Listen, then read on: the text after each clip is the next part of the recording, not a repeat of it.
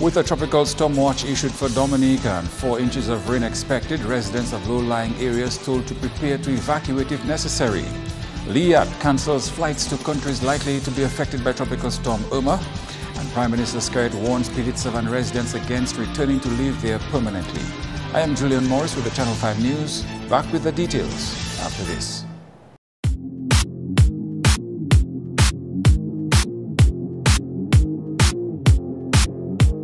Thank you for staying with us. Residents of low-lying areas are being warned that they should evacuate their homes if it becomes too risky.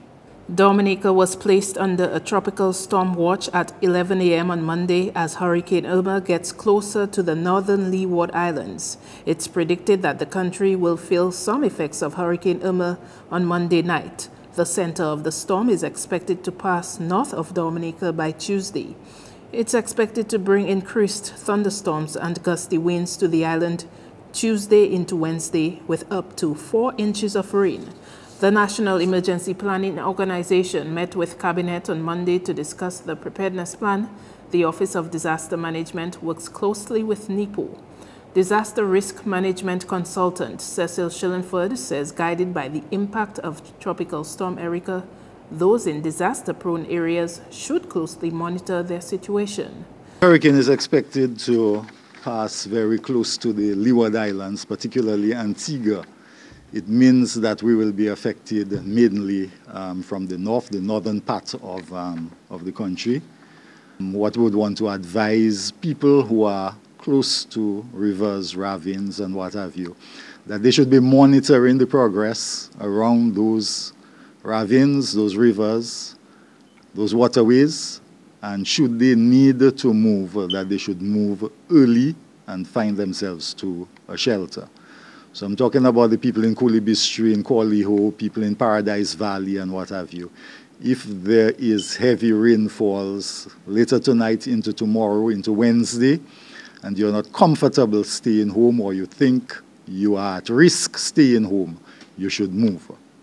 Fishermen have been informed not to go out to sea from Tuesday.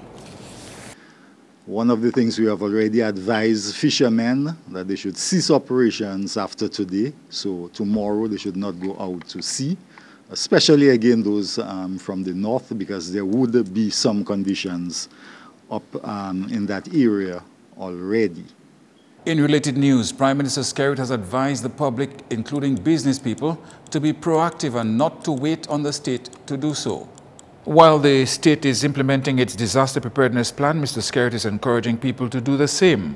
We are doing all what we can to ensure that the state is prepared in the event of the storm.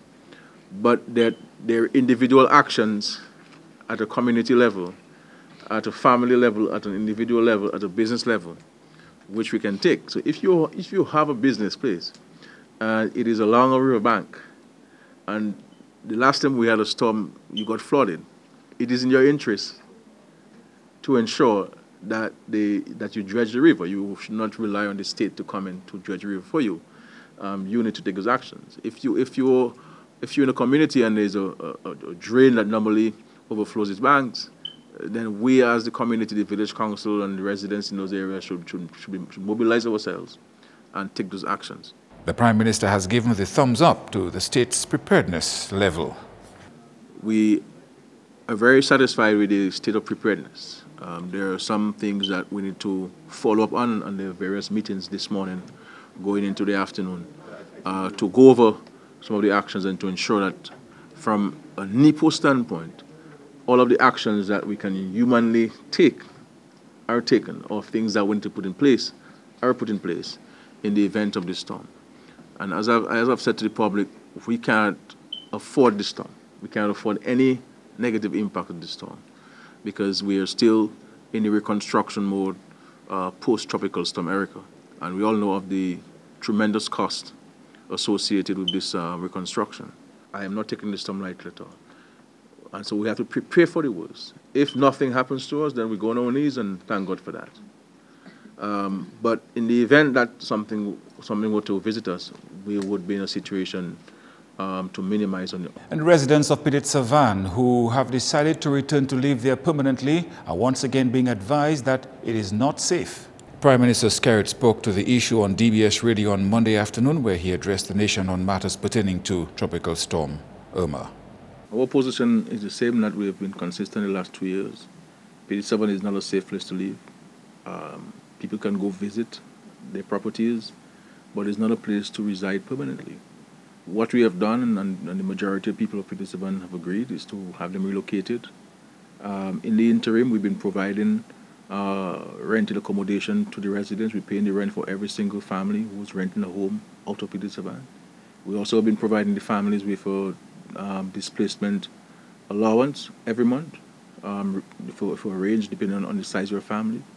We cover all the utilities, I believe maybe except for telephone, to the rented accommodation. We provided for the students attending school to ensure that we can transport them from wherever they reside in and around Roseau. But there are some who have decided, for nostalgic reasons and other reasons, to go back to PD7. And our view is that they're badly advising themselves. We've been advised that it is not a place for people to reside. And I understand people have their farms and people, the mountain durum and so on, the production of that, and that is a major consideration and so forth. But you can go and take care of those activities and go back home, but not to permanently move there. And as is done prior to any approaching storm, Dominicans made a beeline to the supermarkets Monday to stock up on essential supplies in preparation for the effects of Hurricane Irma. Dominicans started stocking up on bottled water, dried goods and other supplies from the weekend. There were shoppers also at the pharmacies as well, making sure that they were not left without critical medical supplies. In other news, L'Express des Îles has cancelled ferry services for Tuesday and Wednesday due to the passage of Hurricane Irma. Operations Supervisor at Whitchurch Shipping, Hans Victor, says while they cannot accurately predict what will happen, they are announcing these cancellations early enough to give travelers the chance to make alternative arrangements. With the sea conditions and with the ferry service, our ports are here, open ports, and those ports can easily be affected by sea swells. So much less if a hurricane or storm is passing through. It's going to make it very difficult for us to dock our vessels at the Roseau Ferry Terminal, and to some point at Woodbridge Bay Port as well.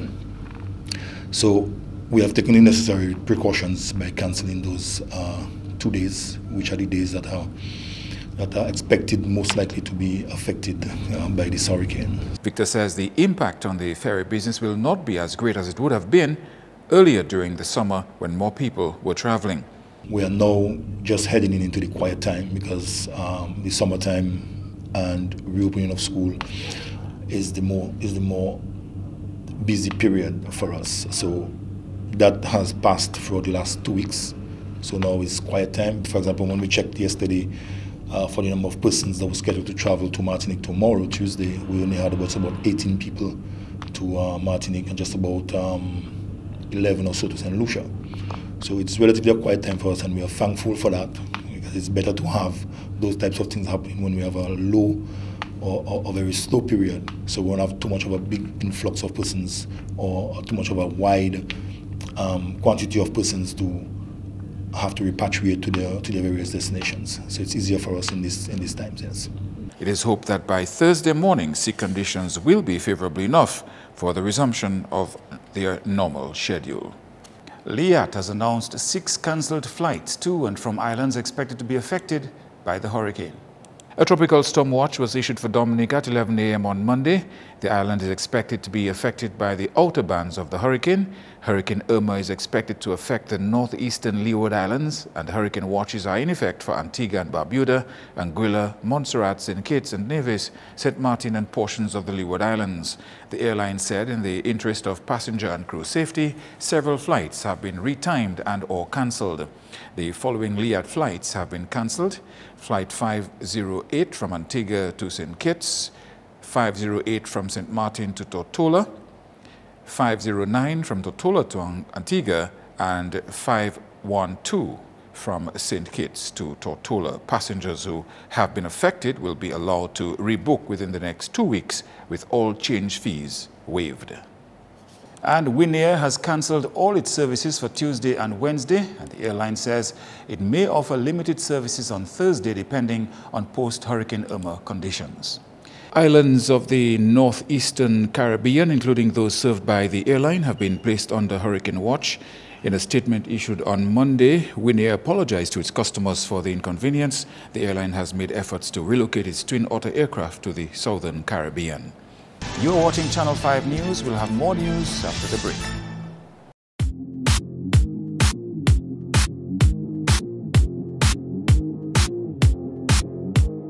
Thank you for staying with us. The government of Dominica has reaffirmed its commitment to protecting the rights of older people on the island.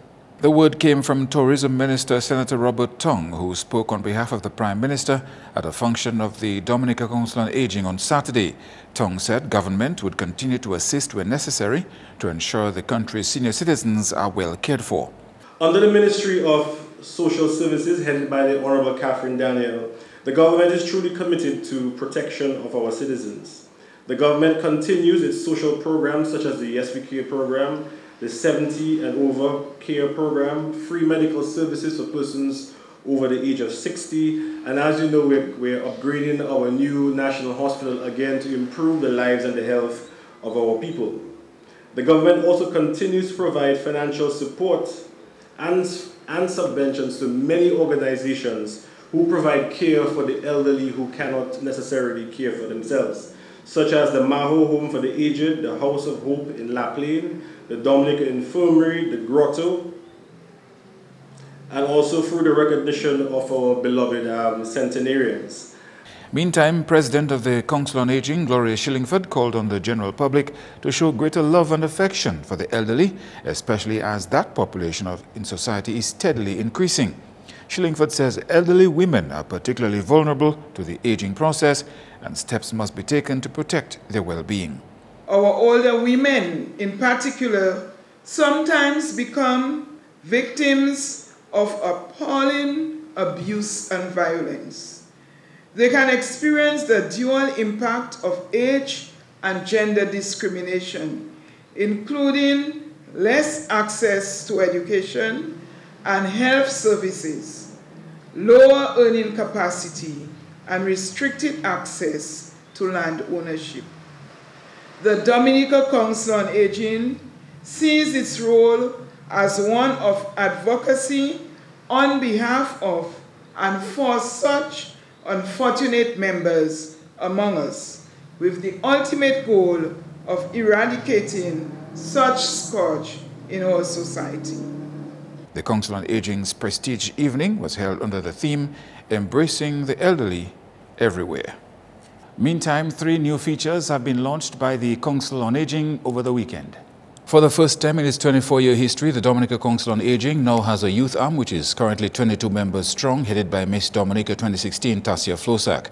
In our nation's search to satisfy our hunger for economic development, we have seen the isolation, neglect, and even abuse of elderly people, even at the hands of those who they have worked hard to raise. Tonight, however, a cadre of enthusiastic and determined young people formed the first ever youth arm of the Dominica Council on Aging as a means to assist the Council to achieve its vision. We strive to achieve success as guided by our slogan, making changes for decades gone and decades to come. Another new initiative launched was the Diaspora Networking Desk. This move was spearheaded by Paul Alexander of Granby, based in St. Thomas. Chairman of the Granby Village Council, Edward Regist, spoke on his behalf. Mr. Alexander states it is incumbent upon those living in the diaspora to be considerate to those who nurtured and brought up this generation, especially our parents, relatives, and neighbors who saw us grow up and in one way or another impacted our lives. He believes that it is true that whenever those who live in Dominica realize that those in the diaspora are very concerned about the welfare of their elderly relatives back home, they feel even more committed to take care of them. I dare say that we too, here in Dominica, should work diligently and be committed to fighting abuse of elderly folks. A dossier of the country's centenarians, which was also launched on Saturday. During the evening's proceedings, several individuals were recognized for their contribution to the organization, while the new executive was inaugurated and officially presented to the public. A new foundation to assist less fortunate children in Dominica has officially been launched. The Hope Foundation, which was registered in 2015, began operations in 2016. Chief Executive Officer Bianca Toussaint says the foundation was created from her passion to help those in need. Since 2015, it's been in my mind because of one question that someone asked me: what is your passion? That question stayed on my mind for quite some time, actually. I've been asking myself, what is your passion? What is your passion? And deep down, I know my passion is to help people. And I want to help children because I always feel good when I give back, and I try and give to people who need. And then the smile on your face when you give them, it really lights up my own heart. My plans for Hope Foundation is not to remain as a small club. I really want to take it bigger, go further with it, make it international someday. For now, I know we have to start small, as we are doing, but I really want to expand later on in life. Meantime, Chief Operations Officer Mara Lewis says ensuring education for the less fortunate children is top on the Foundation's agenda. This organization is a non-profit, and its initiative is assisting children in difficult circumstances, mainly attaining a proper education. I believe that no child should be limited to getting a proper education due to financial or health obstacles or any other obstacles. There are a lot more we want to do, but we need your help and support. Carla Wayland, who was a beneficiary of the foundation in 2016, received continued support for the 2017-2018 financial year, while Rael John will receive sponsorship from the foundation for the 2017-2018 financial year. Past sponsors were also recognized for their support for the Hope Foundation.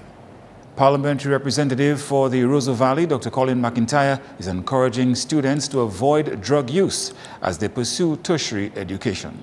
He spoke at a handing over ceremony where financial assistance was provided to 12 first-time college students in his constituency. McIntyre provided at least $10,000 in assistance, expected to go towards the students' tuition, uniform and books. All of you here, when I went to school, some of us will tend to take a little smoke here and whatnot, and there's a lot of talk about marijuana these days in terms of health and religion and spiritual, all kind of things about the herb. But I would like to advise you, when you're going to study, you don't want anything like alcohol or marijuana in your head. When I went to school, my head was always clean. And when I went to school, I studied my work for sure.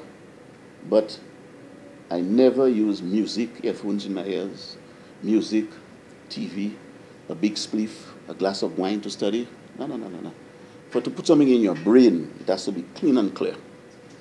Okay? So I want to warn you all about that. He also encouraged the students to start looking at the future in terms of careers and the needs of the country. The education for me and your path in life is important. I don't want you to go to college and everybody just jump onto the same thing. Business administration, business management, and every single body here going to study that.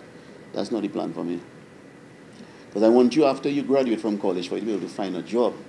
And you mustn't look at the government only as they want to provide the jobs, because government cannot employ every single body. And let's say, for example, if you don't diversify your educational base in terms of, we're looking for engineers, we still want some more doctors, we want physical people involved in the environment in terms of the rivers, hydrology, and all different type of things we need here. That's news. Sports is next with Kenny Williams.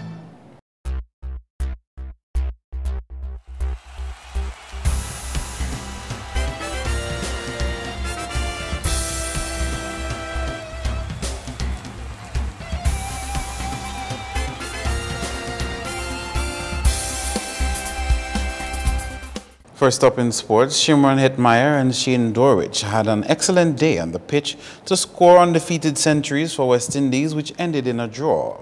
against Leicester on Sunday. Batting first, the Windies declared on 377 for the loss of 7 wickets after 88 overs. Hetmeyer scored an undefeated 128, while Dorwich added a well-deserved 108 not out.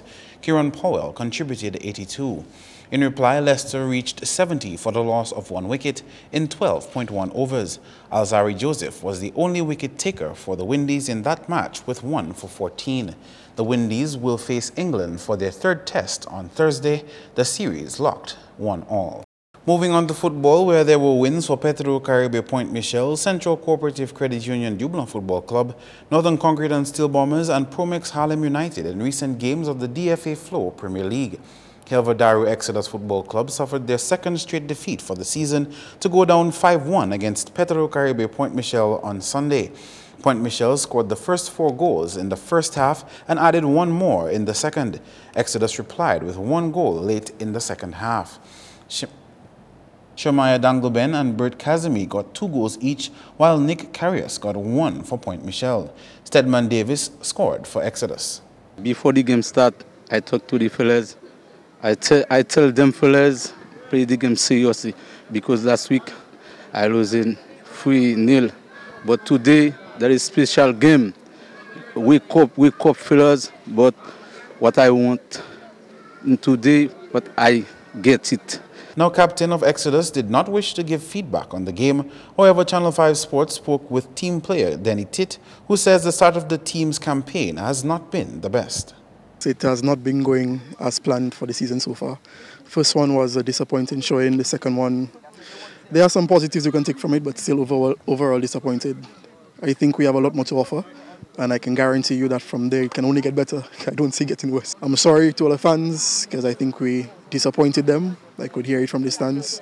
But we have some positives we can take from it. We scored some goals. Some of them, I think, should have stand controversial decisions. Our young goalkeeper, he made a good showing for himself, so he's something to look for the season. In other matches, Sajiko Southeast and Bath State Football Club played to a 1-1 draw, with one from Southeast Jocelyn Prince and the other from Bath State's man of the match, Nigel Sanderson.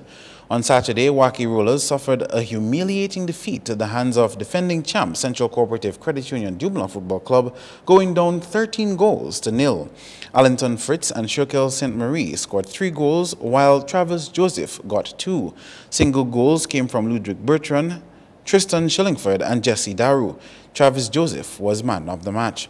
Northern Concrete and Steel Bombers dominated play to beat Belfast Estate Limited Maozoka Strikers 5-1. Erskine Williams was awarded man of the match for a well-deserved 5 goals for Bombers. Keanu Martin scored the lone goal for Maho. Finally, Promex Harlem United got the better of Middleham United to win 3-0. Idoni Samuel, Errol Blaise and Marcel Germain scored for Harlem. Next up, Bert Motors Young Stars and Newtown Juvenile Football Academy will face off in the finals of the 2017 Harlem Football League following semi-final wins on the weekend. In the first match, Young Stars defeated Quirkside 3-1 on penalty kicks after the game was locked at 2-2 at the end of regulation and extra time. Odell Francis and Myron Joseph scored for Quirkside, while Marcel Germain did the scoring for Young Stars. Young Stars equalized with less than 5 minutes left in regulation time through Nigel Sanderson. Meantime, in the second semi-final, Newtown Juvenile Football Academy came from being 4-2 with less than 15 minutes in the game to lead against Standards Bar 767 Young Ballers 5-4. Delbert Graham scored for 767 Young Ballers, with Zach Common and Errol Blaise scoring for the Academy in the first half. The second saw Young Ballers doubling their lead with goals from Kieran Maglaw and Joshua Joseph. Errol Blaise then scored a hat-trick in a span of 4 minutes to record 4 goals in the match and engineering one of the best comebacks in the Harlem Football League history. Back with more cricket on a night when Barbados Tridents needed to win by a record-breaking margin in order to make the 2017 CPL playoffs. It was St. Kitts and Nevis Patriots who took a 10-wicket mauling of the home team at the Kensington Oval on Sunday. Evan Lewis scored the fastest 50 of the 2017 CPL of 19 balls and the highest power play score in CPL history, 105 for 0 in 6 overs. Tridents took first knock and scored 128 for 9 in their 20 overs, with their only batsman of note being Tion Webster's 32. Carlos Brathwaite took 4 wickets for 15 runs. Set 129 to win, Patriots only needed 2 men for the job to equal that target in 18.4 overs. Evan Lewis had an undefeated 97, while Chris Gale supported with 22 not out. The first qualifier will be on Tuesday between Patriots and Trinbago Knight Riders at the Brian Lara Stadium at 8 p.m. Finally, in sports, Gillan Tyson was recently accepted at the University of the West Indies on a cricket scholarship. Tyson, a former under-19 fast bowler and the same on the men's national team, joins Kavem Hodge and Gianni Benjamin, who are on similar arrangements. That's all the sporting highlights for now. I am Kenny Williams. Be sure to join us next time.